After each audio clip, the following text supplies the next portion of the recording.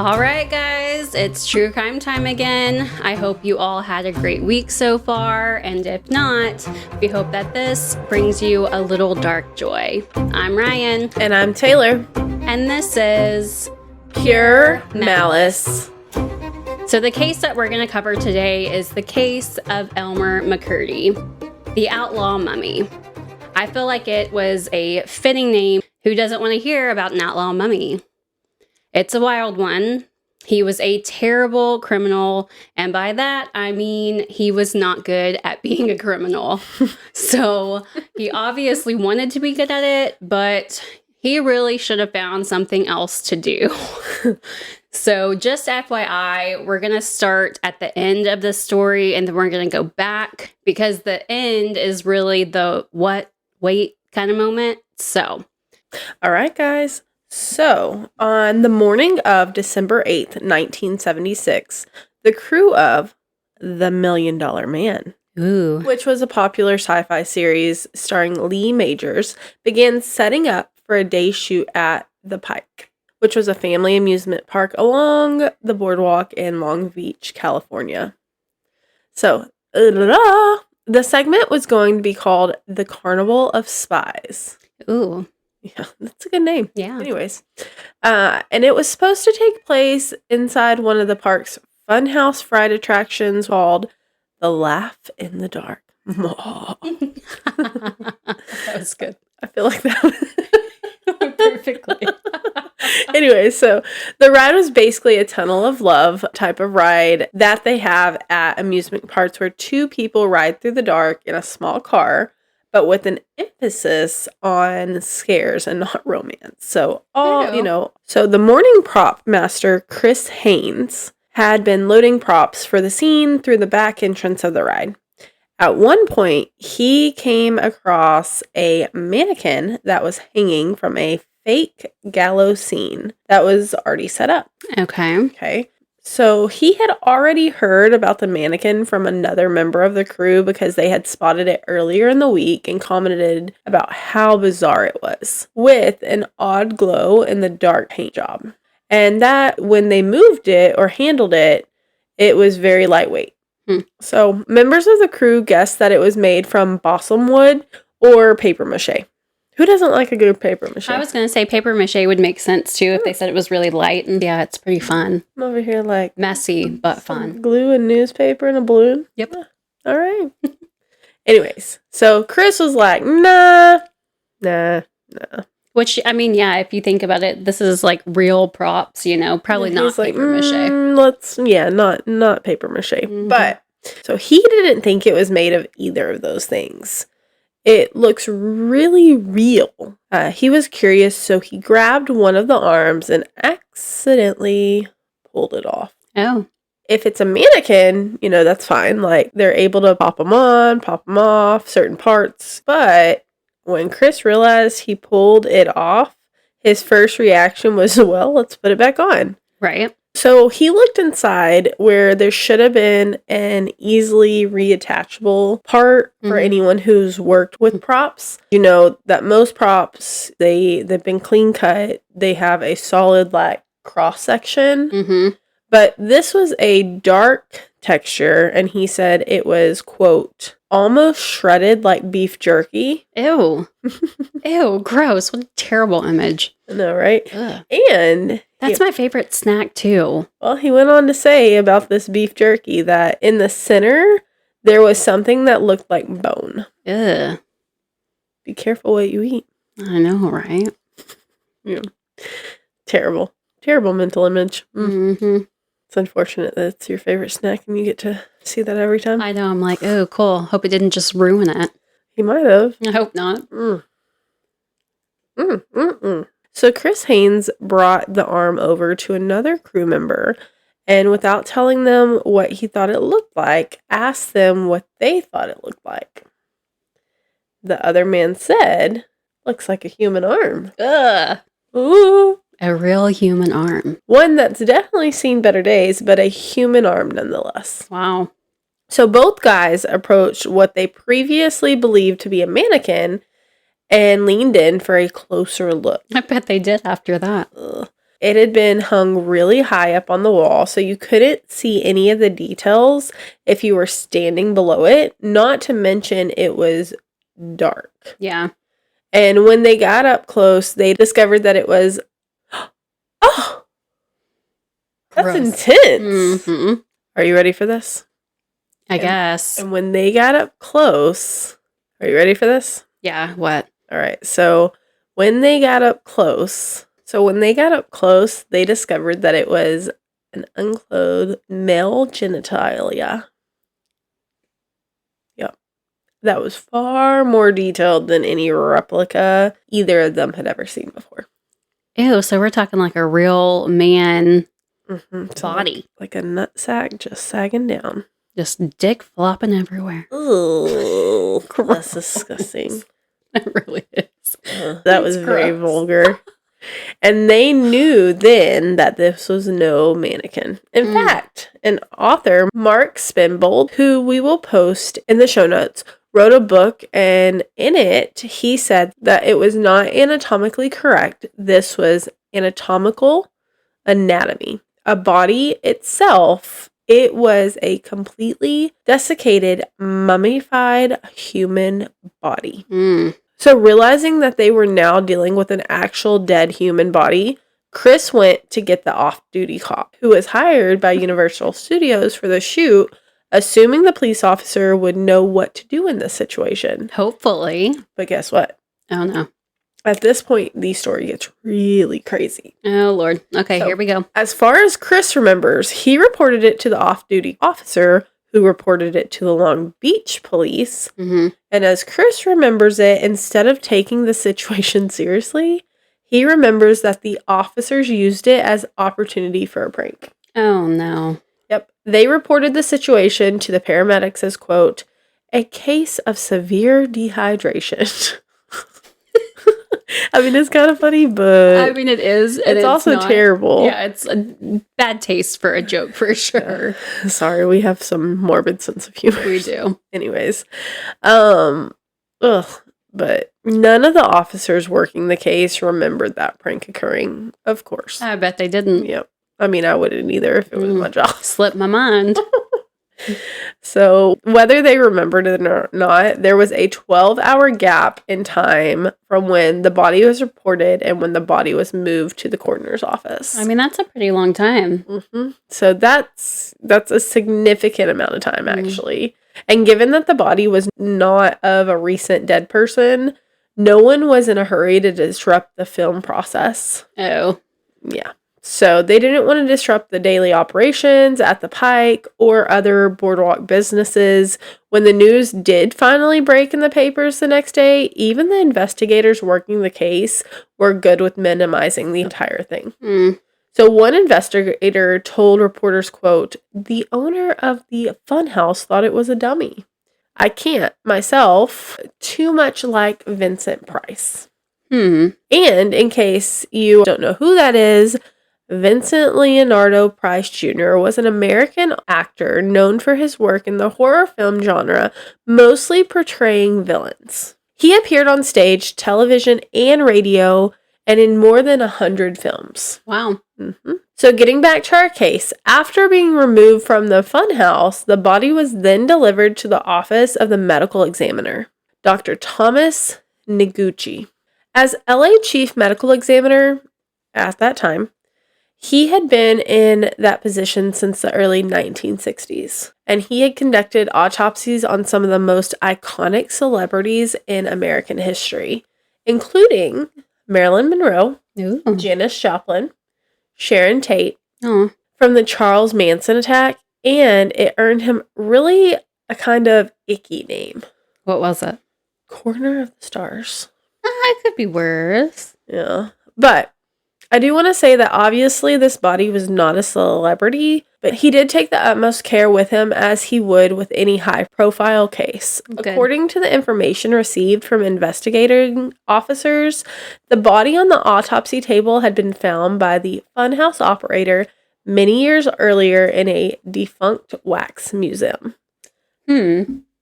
So this museum had wrapped it in a brown gauze and advertised it as a 5,000-year-old man. Wow. So the medical examiner was quickly like, don't worry, everybody. This mummy is, in fact, not 5,000 years old.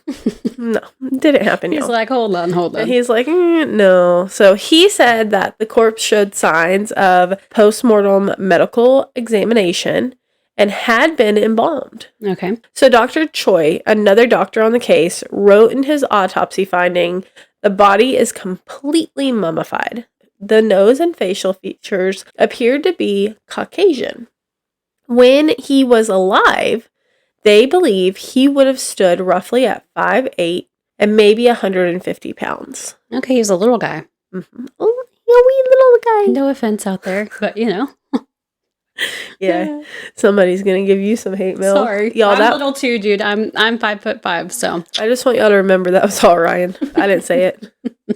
I did put in the you little guy. Yeah, I was about to say you were mocking. Okay, my bad too. Anyways, so Dr. Choi knew that determining the cause of death would help him narrow down the potential timeline of when this man died. Okay. So during the initial examination, they found a small hole in the man's chest, which they believed could have been from a chest tube or from a bullet. I was thinking bullet. I think they're both pretty logical guesses. Yeah. But when they x-rayed the body, the result of the image was completely white, which indicated that the body had been packed with radio-opaque material, making it impossible to tell anything from the x-rays. Oh, man, that's tough. So when they opened the chest cavity, Dr. Choi discovered the source of the material after the man was dead. Whoever embalmed him also packed him with arsenic to prevent any further decay. I feel like that should be telling of whatever time frame or whatever era of time this body came from, right? Because that's not common today. You're exactly right. So it is telling. So this was a common practice in Civil War era America. Okay. But it fell out of common practice by the early 20th century. This is another thing that helped them date this, and it put this man's death somewhere between the last half of the 19th century and first decade of the 20th century. So now they're starting to at least narrow it down a little bit. Mm-hmm. So it was the arsenic that kept them from seeing anything on the x-ray, but when they opened him up with the organs exposed, Dr. Choi saw evidence of hemorrhaging in one lung and a perforation in the other, indicating that he had probably been shot in the chest. Ooh, we were right. Mm-hmm. And since they were unable to find an exit wound anywhere, they were thinking they could find the bullet in the body. So they traced the perforation from the entrance wound to the chest through the lungs and then through the liver. Ooh. And Dr. Choi found the bullet lodged into his hip bone. Ow. The bullet fragment lodged in the man's hip bone was found to be basically an antique slug. And apparently it was known as a gas check. Okay. So now this kind of slug was phased out in the early 20th century, but gas check ammo was a non-jacketed bullet that loaded from a high-pressure rifle or magnum revolver cartridge. According to the LAPD ballistics expert Lee Crewman, the bullet was fired from a .32-30 caliber rifle, more than likely manufactured starting in 1905. Ooh. Which means that however this man had died, it probably had happened sometime between 1905 and 1939. Okay. Which was like the start of World War II. All right. This is how we do it. Friday night. I just merged two songs. You did. You did your own little mashup there. I've been watching Pitch Perfect. And Pitch Perfect too. It's fine. Anyways, thank you, Rebecca. They're actually really good movies. I know, I love them. Anyways, all right. So back to World War II. That was real expressive. Ooh. This is what makes it so interesting to me. How they are using the body and what was inside it or things done to it to come up with the timeline. Yeah, I mean, that's solid investigation work. Yeah, for real. So they looked at the packing material and the time period in which it was used and when it faded out, as well as the bullet and what time period those bullets were used. Yeah. So it's pretty fascinating, at least to me it is. It is. It really is. Dr. Choi was closer to nailing the time of death now. And it was the next step in the autopsy that proved to be the most surprising. So when Dr. Choi removed the mandible and teeth for analysis by a dental expert, he discovered deep in the back of his mouth a corroded copper penny dated 1924 and several ticket stubs. One was a ticket for the Pike Amusement Park where the body was discovered, and another for Louis Sonny's Museum of Crime. So 524 Main Street, Los Angeles. Okay. In the 1920s and 30s, it was not uncommon for sideshows and boardwalk businesses to display the mummified bodies of supposed Wild West outlaws and other criminals. Weird. Hey, people have done weirder things. I was going to say, we have some weird things in our history, though, I guess. I was like, people have done weirder things, but, I mean, you got to think about it, too. People buy tickets for, like, the body farm. Yeah. Brittany's been there. I would go. Yeah. And I get it. It's for, like, medical, and people have said, like, hey, use my body for this. But it's just weird. Like, it's weird. On display. It's weird. So, back in this day, people were pretty much like, hey, come look at these outlaws who got mummified. Come on in. Yeah. Like, that was the exhibit. That was the show. It's weird. Yeah. People are pretty weird. I mean, we're a little bit weird. It's fine. Yeah. Yeah.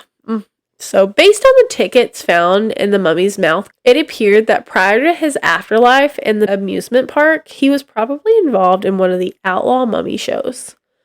So, the next day, a statement from the Emmy's office appeared in the newspaper around the country, giving the cause of death: shot in the chest, shot to the heart, and you're too late. Oh, sorry. It was just too good. It was too good not to do it. A bad name. Bad name. All right. So sorry, y'all. So sorry. Ooh, I like some air guitar, though. Of course you do. I do. So, shot in the chest, along with a statement asking for help from the public and tracking down Sonny. It's a good idea. Any relatives. Yeah, it really is. You know, him or any relatives who may know the origin of the body. So the story moved super fast, and within one day, the Emmy's office received a call from Dave Friedman, the president of Entertainment Ventures, which was the parent company of Sonny's Museum of Crime. It's probably the quickest lead ever. So he exclaimed immediately when he spoke to the Emmy's office, "It's old Elmer."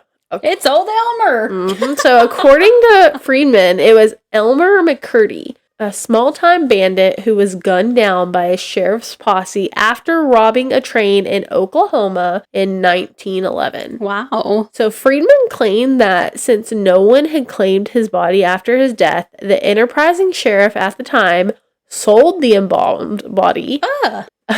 Sold it to the operator of a traveling carnival for display in their sideshow. How disrespectful. So Sonny, founder of the Entertainment Ventures, obtained McCurdy's body in 1921 as security on a $500 loan that was never repaid. Wow. So since then, Elmer McCurdy's body was displayed at various boardwalks and sideshow attractions until the practice of displaying mummified bodies to the public fell off in the 1940s. Thank God.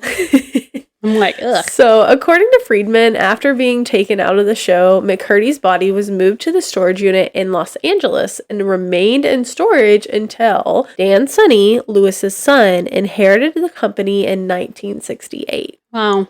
And then he sold Elmer McCurdy's body to the Hollywood Wax Museum, who in turn sold it to the Pike Amusement Park, where it was on display until it was discovered during the filming of $6 Million Man. Wow. Elmer's just been everywhere. Yep. So in the days after, Dr. Noguchi, that's my favorite name, by the way. Yeah, it's not a bad name. I like it. Noguchi. I like it too. Oh, sorry. Anyway, so Dr. Noguchi and his assistant at the medical examiner's office conducted further analysis of the body to confirm or rule out that it was in fact Elmer McCurdy. Since there's no DNA testing available at the time, the doctor took measurements of the bone and had a sketch artist render what this man would have looked like. So based on the few existing photographs of Elmer McCurdy that they were provided by the Oklahoma Historical Society, the doctor and his team were able to confidently confirm that this mummy was indeed the body of Elmer McCurdy. Okay, well, that's pretty cool. So in a press conference held to confirm this in April of 1977, Dr. Noguchi announced that once the appropriate paperwork had been filed, the body would be released to the Oklahoma Historical Society and be shipped to Guthrie, Oklahoma for proper burial. It's about time. So the Historical Society spokesperson, Fred Olds, told reporters Elmer will finally be buried at an old territorial cemetery with robbers and outlaws. Okay, perfect. Yep. So that's good. Yeah. He was sidetracked for a long time, but we feel like he's part of history. Did you know that there was an outlaw cemetery?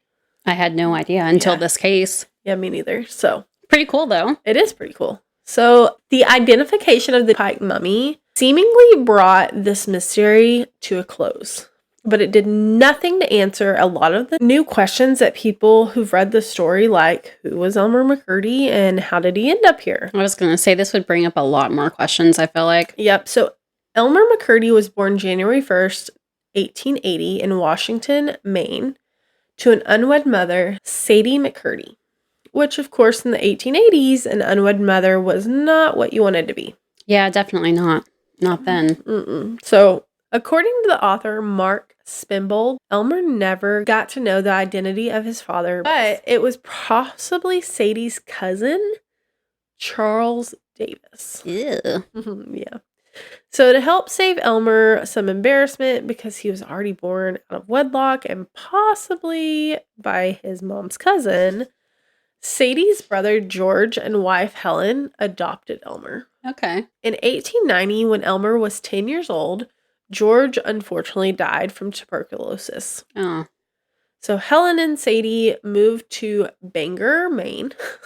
Bangor, Maine. How many times have you talked about Bangor? Yeah, Bangor, Maine. Bangor! To live with their older brother, Charles.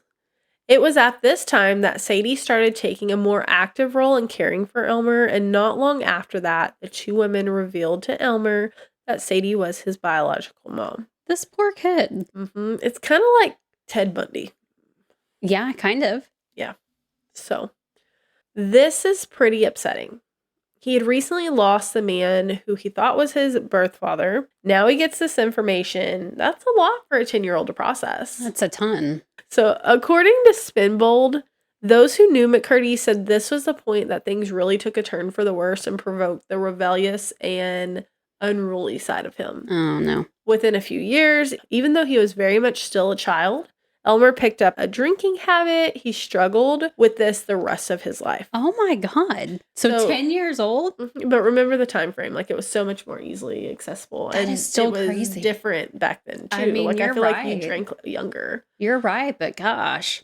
Yep. So, but signs trouble had really arrived was when he got arrested at the age of 15 for starting a bar fight in Belfast, Maine. Oh, man. So after this incident, Sadie and Helen decided that Elmer needed a strong, masculine role model in his life. Might be too late. And he was sent to live with his grandfather, Hardin McCurdy. Okay. So Hardin really did try to help him. He got him an apprenticeship with a local plumber. So he brought some new and much needed structure to his life, which really seemed to fit Elmer. Good. He seemed to like it. So by the age of 18, he became an expert plumber. Okay. He But turned it around. He did, but it was short-lived. Oh. So in 1898, McCurdy was settling and trying to move out on his own. The American economy started going down. Oh, no. So going down, down, down, down, down. And sugar, we're going down swinging. Going down, down, da da da da da. I butchered it. It's fine. Going down, down, down to the burning ring of fire. Hey, some Johnny Cash. Okay, I feel like that was more appropriate. That was good. Anyways, so it really hit rural areas like Bangor. I know. And And because of this recession, a lot of businesses were closing and people are losing their jobs. Oh, So thousands of people left their small towns to find any kind of employment. So not the best situation to be heading out on your own to start for the first time. definitely not. So Sadie and Helen both lost their jobs, and apparently Sadie was prone to anxiety and developed an ulcer that she really struggled to keep control of. And in 1900, Stop. she ended up dying. Oh, no. It unexpectedly ruptured, and a few months later, Hardin, Elmer's grandfather, also died of Bright's disease, Wow. which is an outdated generic term for inflamed kidneys. Okay. So in the span of 10 years, Elmer lost who he believed at the time to be his father, his birth mother, and his grandfather, who played a vital role in shaping him through his final years of adolescence. To make matters worse, after putting in all his hard work to learn a trade, master it, and become an expert plumber, There was no work. the recession has now left him unable to find a job. Mm-mm-mm. So, what did he do? He spiraled and once again started drinking. Oh, man. Again, guys, never the answer. So he decided that there was nothing left in Maine for him, so he ended up drifting around for a few years, jumping train cars, going from town to town. Gosh, that right there is like something that is so crazy to me whenever you hear about how people would literally jump trains. Yeah. And I'm just thinking, all I can see is a broken arm or leg when you jump out of the train and roll off. You know, I don't know. Dangerous. Yeah. So that was him. Jumping trains, going town to town looking for work. Occasionally he would find like temp work, handyman, plumber work, but eventually his drinking would get the better of him and he would find himself fired again and again. So in 1903, he found himself in Iola, a small town in southeast Kansas. And about a decade earlier, a large deposit of natural gas had been discovered under the ground. So this led to a boom of new industry and a large increase in the once small town's population. Makes sense. So in response to this, they are now becoming a successful and thriving town. And the town leaders went out of their way to erase the prior Wild West-like identity and wanted now to present Iola as this up-and-coming hub of industry, like the future of Kansas. So within a few years of finding the resources under the land of Iola, they had completely transformed this place. Paved roads, invested in a telephone system, Okay. built accommodations and attractions, an opera house, a local branch of the YMCA. What? That was a thing back then? Apparently. Okay. So it was like a really up and happening town. A lot to offer, especially for someone who's looking to start over like Elmer McCurdy. Sorry. Like Elmer McCurdy, especially because he was a trained professional now. So he was psyched about this opportunity in this town. The town was happy to have him, and they basically said so. When he arrived in the town that year, in an announcement of newly arrived citizens, the local paper described Elmer as, quote, an industrial young man who had gained access to the better society circles of Iola, who classed among his friends many of the well-known people of this town. He just got there. They don't even know him. He literally jumped social circles like that. Yeah. Wow. Okay. Yep. So weird. I guess this was a thing back then. I mean, you could get one article and all of a sudden you're famous. Apparently. And you just know everyone. We just saw it happen. That's so weird. Right before our eyes. All right. So, unfortunately, that didn't last very long because Elmer was obviously a self-sabotager, and it didn't take long for him to squander those newly found opportunities given to him. Oh, man. He did find work as a plumber shortly after arriving, but within a couple of months, his alcoholism started causing him trouble. According to McCurdy's former employer, William Root, after a long night of drinking at a local saloon, Elmer claimed that he had killed a man in a bar fight. Oh. In another state, and rumors started swirling, and the employer confronted him about this and straight up asked him, like, hey, did you kill somebody? Because if you did, you can't work for me. Elmer denied it, saying, I didn't. I was just making stuff up. But William ultimately still let him go for this. I was about to say, it can't be a good look. Why would you go around bragging? I guess you see that all the time, even today, though. Yeah. So in 1905, McCurdy left Kansas by hopping a freight car, eventually ending up in Webb City, Missouri. Okay. Who was also experiencing a boom in industry and population due to the world's largest zinc deposit found underneath the town. All right. So Elmer found a job at the Davie Mine Company. Keep in mind that, this is a time frame in which safety policies and or laws were extremely lax. That. No OSHA. Yeah. So basically absent. There was nothing. Yeah. Had to be super dangerous. Yeah. So this is actually one of the most dangerous jobs in this time frame. I believe it.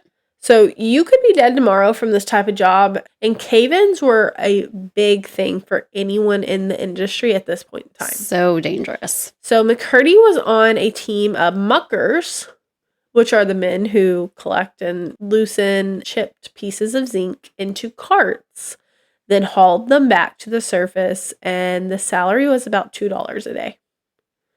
So, if you compare that to today's currency, that would be the equivalent of $73. Okay. So back then, that's a ton of money. Yeah, but gosh, I can only imagine too, all the dust and stuff. Mm-hmm.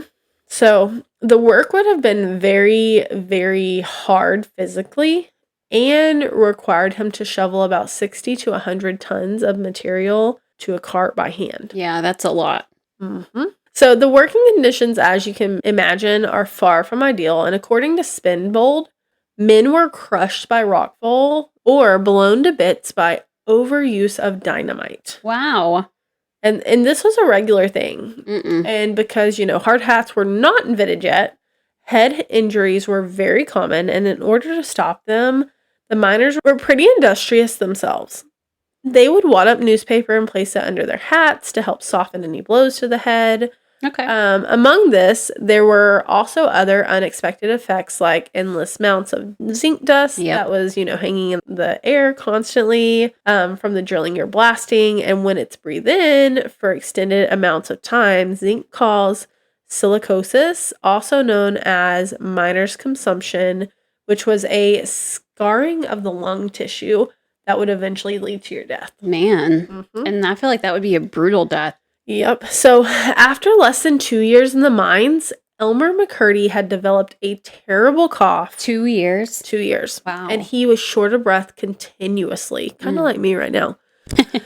And constantly struggling with lung irritations, which were said to be pretty debilitating, and it would eventually stop him from doing his job. I believe that. So he couldn't earn a living in the mines anymore. Quickly, he went back to using alcohol as a crutch. And as he watched his savings dwindle, he decided to join the U.S. Army in 1907. Let's just add to that trauma. Yeah. So he was assigned to Company E 3rd Infantry stationed at Fort Leavenworth in Kansas.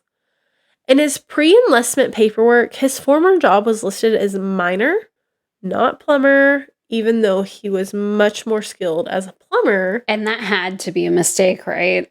Surely. Well, no, I mean, obviously he did it on purpose, but he wasn't thinking when he did this. Yeah. So, like I said, he was much more skilled as a plumber and had much more experience in that field. And because of that, he was assigned to a program that trained soldiers in demolition, specifically with various forms of explosives. Oh, man. In addition to his training in explosives, he served as a person who detached machine guns and generally flew under the radar for 3 years. Okay. So in the spring of 1910, he was given an honorable discharge after his initial term, and he chose not to renew his contract and was like, you know what? I've got other ways I can earn a living. What are they? Well, he had intentions of searching for a job, but the recession was still going on. After 2 weeks of unemployment, he sent a telegram to his army buddy, Walter Shull Hillary, and he asked him to get a few days of leave to come help him with the job. This sounds suspicious. So Walter managed to get a week-long pass to meet Elmer in St. Joseph, Kansas. Okay. And on the night of November 19th, 1910, Elmer and Walter were walking down the main street in St. Joseph, Kansas, when they were stopped by 3 special officers for the Burlington train line. Okay. And at that time, it was common practice for these type of special officers to stop unfamiliar men who seemed like drifters. So they stopped them and questioned them. And then the officers noticed the large bag that Elmer was carrying. Oh, Lord. What's in the bag, son? They insisted that he open the bag. And when he did, that's when they found a 4-screw, a door jimmy, assorted drills and hacksaws, chisels, a nitroglycerin funnel. Oh, my gosh. Gunpowder, and a gunpowder funnel. Okay, well. This is just typical contents for a man purse. Yeah, you know. These were all tools that obviously were used by bank robbers and burglars at the time. Definitely. So Elmer and Walter really couldn't explain why they had all these items. And in an affidavit filed for their arrest, the officers claimed that they were in possession of, quote, mechanical devices adapted design commonly used for breaking into vaults and safes. So only 2 weeks out of the army, and he's already been arrested and was now facing a felony charge. Wow. That carried a sentence of between 2 and 10 years in prison. Mm. So broke, he was unable to obtain a lawyer. He concocted a new plan. Uh-oh. So on November 23rd, so far his plans aren't really good. I was going to say, let's hear this one. Yeah. So on November 23rd, the day of his court date, Elmer dressed in his army uniform and headed to court. He explained that he was not carrying the common tools of a burglar, but instead part of an invention that he and Walter were trying to patent. He is creative, huh? A machine gun tripod that allowed the users to shoot the gun with their foot. Okay. Very, very innovative, right? Very. Very. So Elmer went as far as asking for a continuance so he could subpoena his commanding officer, Captain Charles Murphy. Wow. Who he claimed would testify to his claims. He was hoping they wouldn't do it. Yeah. So everyone in the court was like, nah. Yeah. So he definitely overplayed his hand here. And they subpoenaed Captain Murphy, and he appeared in court, but his testimony didn't match what Elmer said it would. Of course it didn't. So instead, Captain Murphy testified that those bits of metal would have absolutely zero use in any machine gun. Mm-hmm. So Elmer immediately jumped up and lunged at Captain Murphy. What? And had to be restrained by the officers of the court. Oh my gosh. Mm-hmm. So Elmer's outburst, paired with the lies about the items he was caught with, was sufficient enough evidence for the judge to set a trial date. I bet. So as Elmer sat in jail waiting for his trial, he began talking and making friends with other inmates. What better place to make friends than jail? So this included a man named Walter Jarrett, who was serving a short sentence for petty theft, but he had several longer stints in jail for robbing banks. So, like many men in this time frame, Jarrett had grown up idolizing the outlaws from the Wild West. See, and that's so true. Those were literally like role models for some of these people growing up in this time frame. We're talking Jesse James, the Dalton brothers. Yep. Like, that was their idols. Yep. You know, we're talking men who made a living by being criminals. Yep. And at this point, he was determined to be just like his childhood heroes, which in return landed him in jail pretty often. Very often. Man.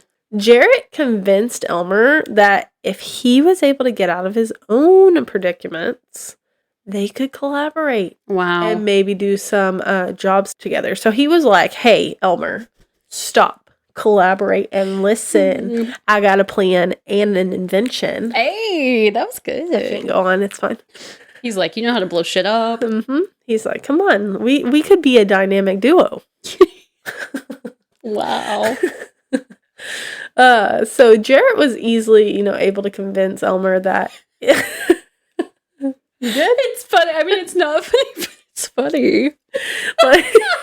like he was pretty like able to convince Elmer that if they could get out of this, they could collaborate and do some jobs together. So I cannot. And honestly, like, all of this was knowing, like, based on the fact that Elmer knew how to blow some stuff up. I am sorry. I am crying. I'm literally crying. Yeah. And he had, army training. And that would be a very useful tool in bank robberies. I'm sure. Yep. So. Wow. On January 30th of 1911, Elmer's case went before a jury, and while everybody expected this case to be quick, open, and shut, within the first day, it seemed like things were really going to go in the favor of Elmer. Wow. The prosecutor was only able to find one person who would testify against his machine gun patent defense. Wow. Well, who was it? But, just wait. When the witness was shown the tool that Elmer was found with, he couldn't identify them of being the tools of a bank robber or burglar in general. Okay. So basically, he said, I can't say they are and I can't say they aren't. Okay.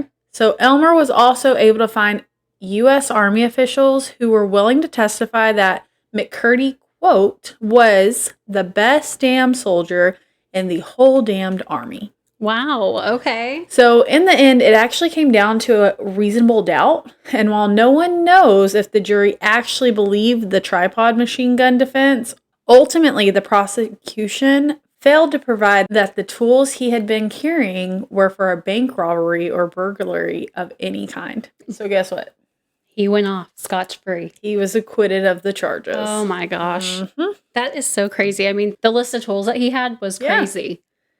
Like, it was like, really? Mm-hmm. Why else would you use it? Yeah, exactly. Why else would you have these items? But, I mean, if you can prove reasonable doubt, okay. Yeah, true. Following the acquittal, he immediately sought out Walter Jarrett to begin their life of crime. And by then, Jarrett had already talked up Elmer to his brothers. Specifically, his experience in blowing shit up.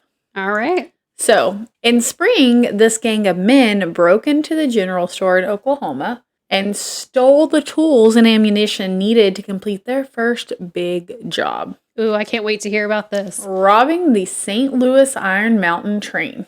So, on a routine mail run in April, the gang caused a disturbance on the track ahead of the train, causing the train to come to a stop. I feel like that was so common back then, too. So, once the train had stopped, the gang opened fire, showering the express car in bullets. Wow. So, the passengers of the train panicked.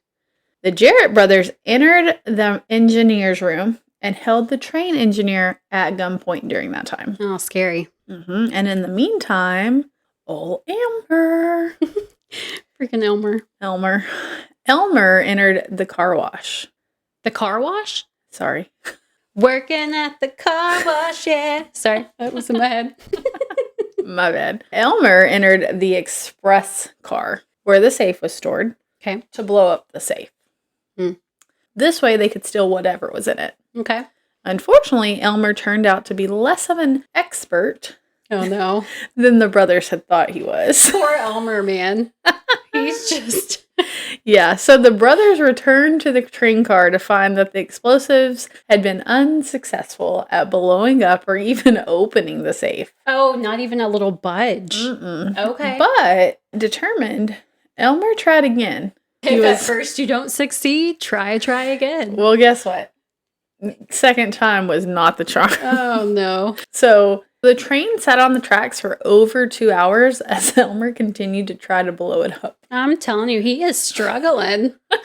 Poor thing. So at this point, passengers are just sitting there watching them try over and over. But finally, after this long time and multiple failed attempts, Elmer was able to get the door to the safe open. But by that time, he'd also blown up an enormous hole in the side of the train car and destroyed the interior of another. Wow. So when they entered the car to extract the $4,000 worth of silver coins that awaited inside the safe, they discovered that the explosives had been so hot that it fused all the coins into a single shiny mass of silver. Oh, no. Yep. So, Oh, that's hilarious. yes. So, at this point, they have one huge mass of silver.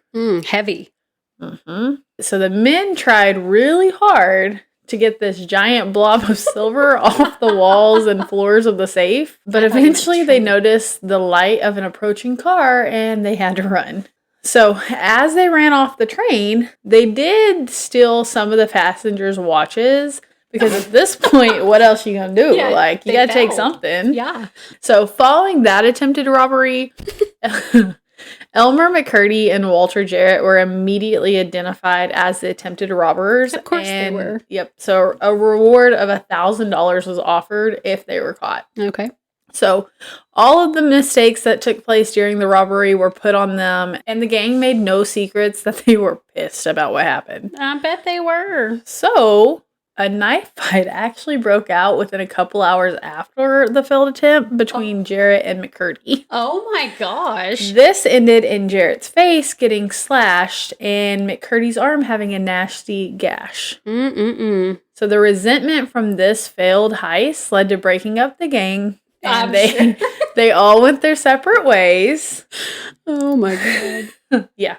All went their separate ways. Within a few months, Jarrett's whole crew had been rounded up and prosecuted for their crimes, while Elmer remained at large and on the run. He ended up passing himself off as different aliases like Charles Davis, Frank Curtis, and that just happened to be the one he used in September of 1911. Okay. So even though he was no longer in the company of hardcore bandits, he was still determined to make a name for himself as an outlaw. So by late September, he hooked up with a new criminal outfit, and they had a new plan to get rich. Oh, man. So the evening of October 6, 1911, McCurdy and his new gang stopped train number 29. Oh, they're trying another train.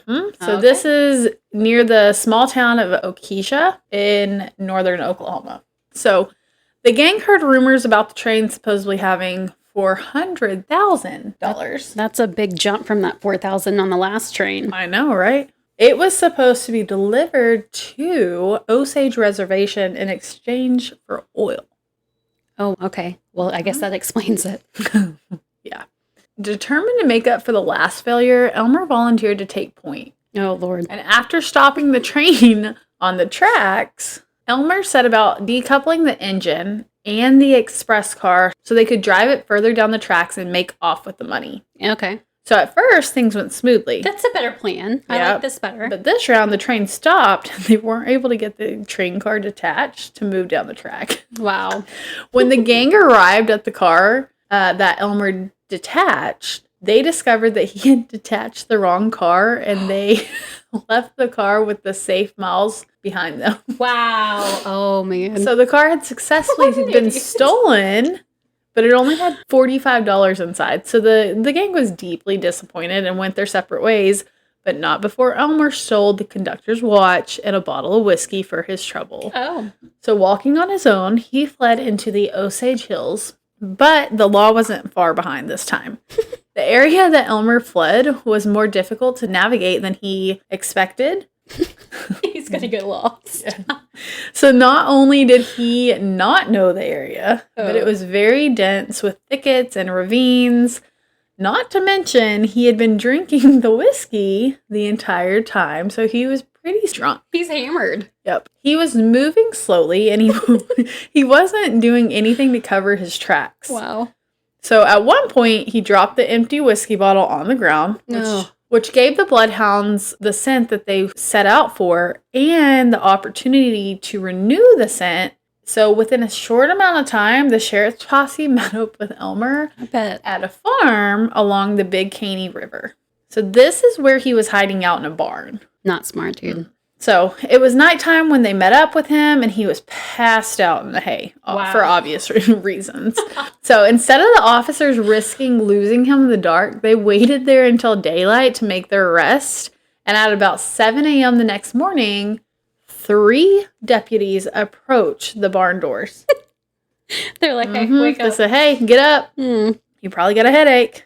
A whole bottle of whiskey, I can imagine. They started making noise to wake him up from his sleep, and when Elmer looked through the hole and saw them, he didn't hesitate and opened fire on them. Wow. So Bob Fenton, one of the deputies, later said, he shot at me first, and he took a shot at Stringer. And after that, he took 3 shots at Wallace before we opened fire on him. Gosh, so they gave him many opportunities there. So McCurdy had already proven to be a poor explosive expert, and as it turns out, he wasn't very handy with a gun, so bless his heart. That's where we Bless his little heart. As we Texans say. So all 5 shots that he took at the men standing less than 10 feet from him missed. Wow. So the deputies retreated for about an hour while continuing to exchange fire until one of the bullets hit Elmer in the chest, which sent the bullet ricocheting into his hip, where it would be found decades later by the Los Angeles medical examiner. That sounds painful. And this is like an old school Wild West shootout. Yeah. So the sheriff posse collected Elmer's body. Oh, like he died right then and there. Yeah. Oh, okay. So the sheriff's posse collected Elmer's body and brought it back to Pawhuska, Oklahoma with them. What a name. Yeah. So this is where they handed it over to Johnson's, which was the local funeral parlor. Okay. So knowing that no one was going to come claim the body, Oh, no. the undertaker saw an opportunity to make some Disgusting. money. Yeah. Disgusting. So he treated the body with an arsenic compound, creating a situation that would allow the body to mummify itself over time. And after that, Elmer was stored in the back room Wow. of Johnson's, where the proprietor charged a nickel. This poor It's guy. awful. I know we're laughing, but It's it not really is funny. bad. It's messed up. But yeah, they charged a nickel for people to come look at him, where he was billed as the bandit who wouldn't give up. The little engine that could. Yeah, basically. He was terrible at his job, y'all. Terrible. So his dreams just did not take off. Shattered.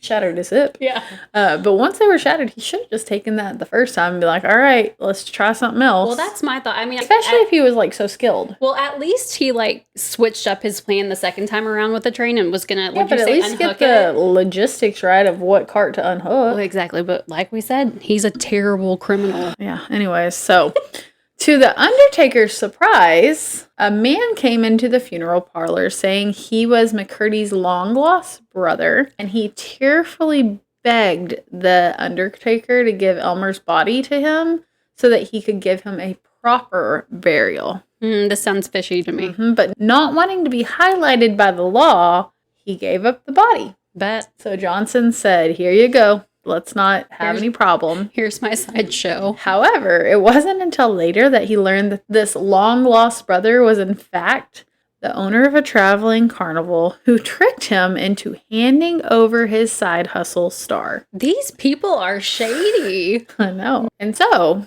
it was then Elmer McCurdy entered the sideshow circuit, getting passed from one traveling show to another until he finally ended up hanging in the Laugh in the Dark ride at Pike Amusement Park in Long Beach. That is a crazy story. It's ironic because all his life he tried and failed to make a name for himself. So true. But then in death, he achieved the notoriety that he felt like he deserved. We're laughing, but I feel so bad for this guy. I know. I'm over here this is why I don't believe in participation trophies. Right? They're awful. I agree. So, once all the paperwork had been signed and filed, Elmer's body was released to the Oklahoma Historical Society and the Indian Territory of Westerners.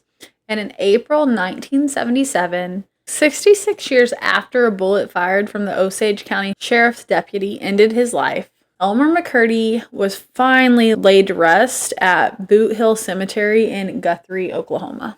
Okay, well, that's cool. What a great ending, though. I mean, I guess not for him, but ultimately, for his body to be laid to rest, I mean, he got the notoriety he always wanted. He just did. didn't get to get it in life. Such an unfortunate story. This is where we're going to leave you. I'm Ryan. And I'm Taylor. And remember, it's not just crime, it's pure malice. See you next time.